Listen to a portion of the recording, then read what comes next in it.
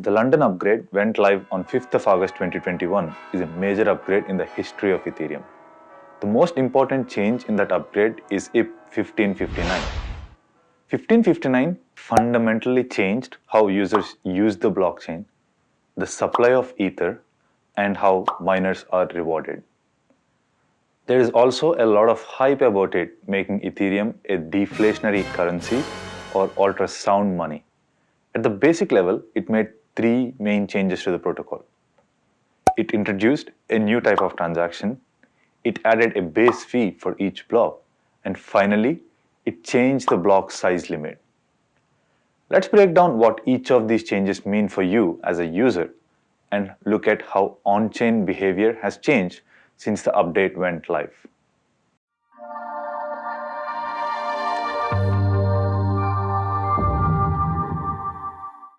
The main goal of IP 1559 is to improve the transaction fee model. But first, how did the legacy model work and why did it need an upgrade? The legacy model is a first price auction. Block space is limited, so users are always competing for it. When creating a transaction, you bid for block space by setting a gas price. The higher the gas price, the better are your chances of being included in a block. There are problems with this approach, such as overpaying. If you take a block and look at the 10th percentile transaction fees and the median, you will sometimes see like a 5x to 10x difference. For instance, take a look at the gas prices in this block. Despite all these transactions being confirmed at nearly the same time, some users just end up overbidding for a similar level of service. Uncertain wait times. On the other hand, if you pick a gas price that's too low, you may end up waiting a very long and uncertain amount of time. Wallets like MetaMask recommend gas prices based on current demand, but these are all guesstimates at best. If demand changes rapidly, you might still end up in either one of these two camps. IP 1559 introduced a new type of transaction which does not have a gas price like the legacy transactions.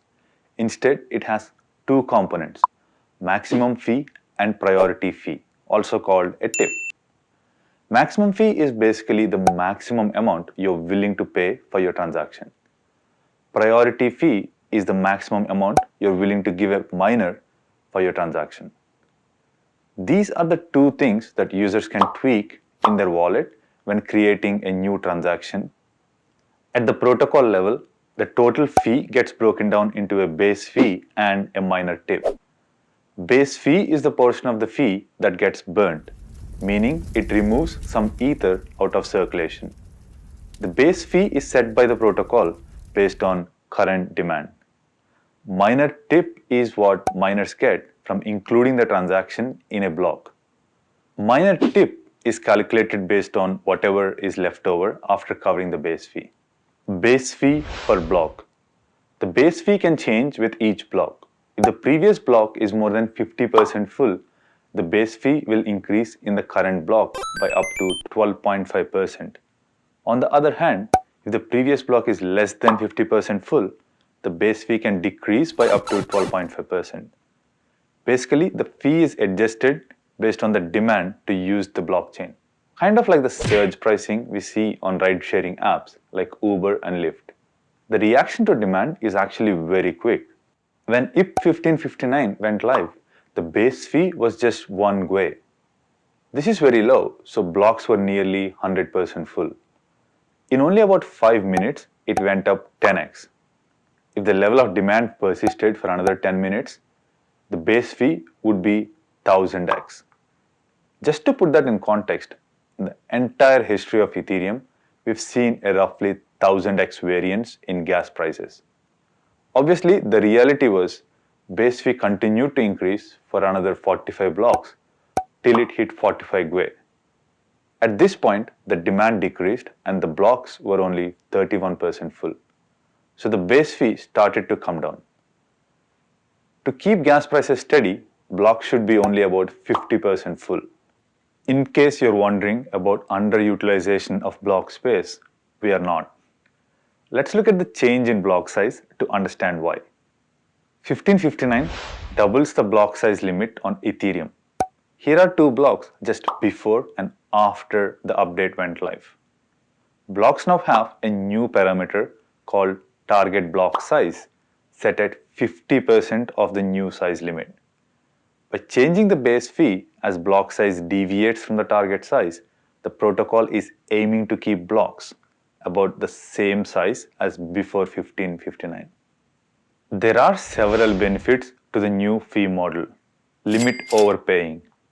In the legacy model, if you specify a very high gas price, say 500 GUE, you have to pay that price even if the current demand is very low. In the new model, you can specify a max fee of 500 GUE, and if your transaction gets confirmed in a block that has a base fee of 50 GUE, you will get a refund for the difference. Reduce gas price volatility. After 1559, gas price changes are smoother and more predictable as they often change with the base fee. In essence, 1559 has converted volatility in gas prices to volatility in block sizes. Reduce inflation. Since all the base fee are burnt, it reduces the effective rate at which new Ether is issued, aka lower supply inflation. This burn feature made 1559 very controversial with miners. But why burn the base fee? If the base fee was awarded to miners instead of burning, then miners have an incentive to produce blocks at 100% capacity, possibly even filling with fake transactions, thus causing base fees to rise and making the blockchain very expensive to use for everyone. Let's talk about the ultra-sound money narrative. There's a lot of hype around 1559 turning Ethereum into a deflationary asset. It's not entirely untrue, but there's more to that story. To offset the current block reward of 2 Ether, the base fee should be about 67 GUE.